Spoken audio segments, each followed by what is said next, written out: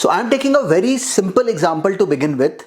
Let's say we are given the term 2 to the power 5 multiplying with 3 to the power 4 divided by 6 to the power of 3.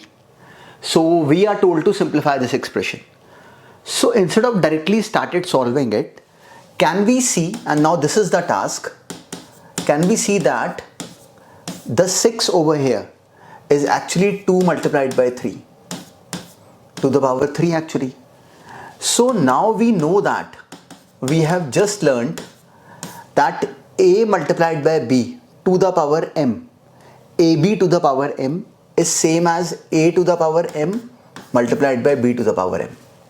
A multiplied by b, ab to the power of m is same as a to the power m multiplying with b to the power m. So I have just written this 2 multiplying with 3 to the power of 3 in this format. So what would be the help of this? So now can we see that this is 2 to the power of 5 multiplying with this 2 to the power 3 to the power 4 dividing with this 2 to the power of 3. So can we simply take this term to the numerator? It would give me 2 to the power of 5 minus 3 for this 2, and for this 3 it would be 3 to the power of 4 minus 3.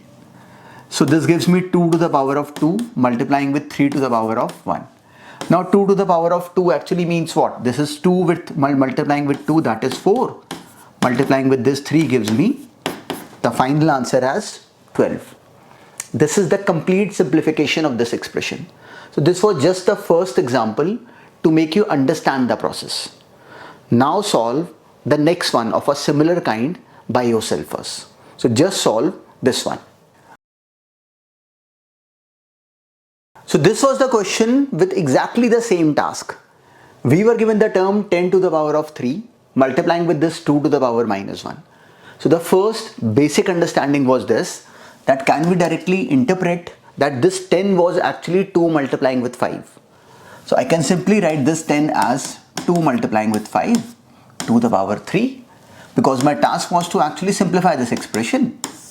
Now this is giving me 5 to the power 2 multiplying with 2 to the power minus 2.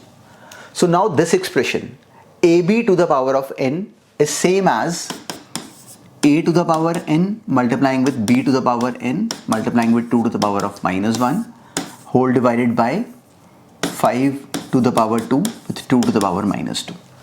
Since all these terms are simply multiplying dividing, so I'll just rearrange all the powers of 2 together and all the powers of 5 together. So in this case, all the powers of 2, if I just collect them together, it would be a 3 here multiplying with 2 to the power of minus 1 gives me a minus 1 here. And when this 2 to the power of minus 2 goes in the numerator, it becomes minus of this minus 2. We know that a to the power m divided with a to the power of n gives me a to the power of m minus n. So when this minus 2 power will come in the numerator, it will actually subtract with this expression. And similarly for 5, multiplying with 5 to the power of 3 divided by 5 to the power 2 is giving me 5 to the power of 3 minus 2. This was the term that was to be created. So now this gives me 2 to the power of 3 minus 1, that is 2. Minus minus becomes plus, which makes it 2 plus another 2, that is 4. Multiplying with 5 to the power of 1. So now 2 to the power of 4 actually means what? This is 2 multiplied by 2 multiplied by 2 multiplied by 2. So this is 4 multiplied by 4, which is 16. So this is 16 multiplying with 5. So my final answer should be 80. This is the sense. So this was again a straightforward question, but since we are using these formulas for the first time, so don't worry, just try to implement the logic that we have understood right now in today's class by yourself. This is the main task. This is the main task, but this will come to our mind gradually in steps. So we don't have to be in a rush right now.